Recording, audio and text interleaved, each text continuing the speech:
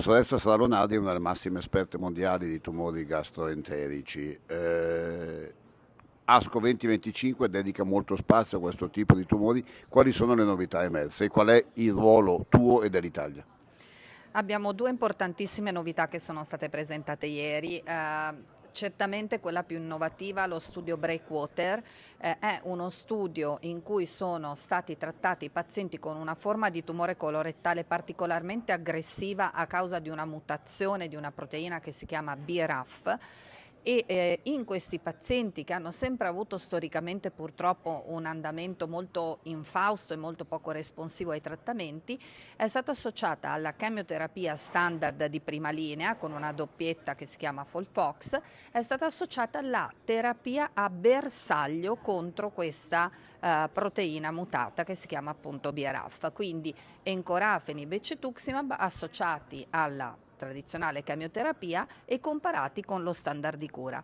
Abbiamo visto dei risultati direi assolutamente mai visti, con un raddoppiamento della sopravvivenza da 15 a 30 mesi di sopravvivenza mediana, un dimezzamento della probabilità che la malattia progredisca, con tutto sommato una tossicità comparabile con quella del braccio di controllo. Dico risultati mai visti perché in questa popolazione siamo sempre stati abituati purtroppo a vedere degli andamenti molto a breve termine e per la prima volta raggiungiamo una sopravvivenza di 30 mesi che cambia proprio la storia di questi pazienti con una qualità di vita conservata. Quindi questo è lo standard che noi vorremmo usare da domani. Mi troverò in difficoltà a non utilizzarlo fino a quando sarà disponibile per i pazienti, perché appunto la differenza non è una differenza marginale ma assolutamente sostanziale. Un lavoro pubblicato su New England con la tua firma.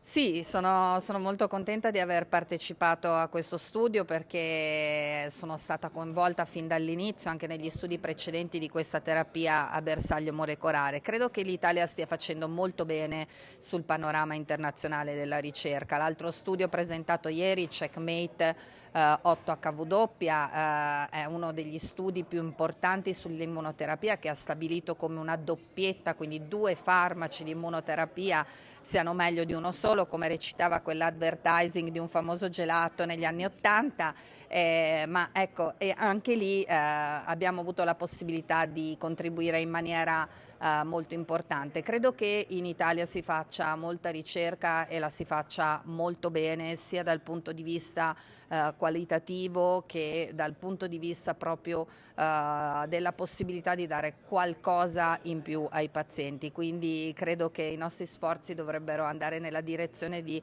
essere sempre più presenti sulla scena internazionale per avere sempre più opportunità per i nostri pazienti.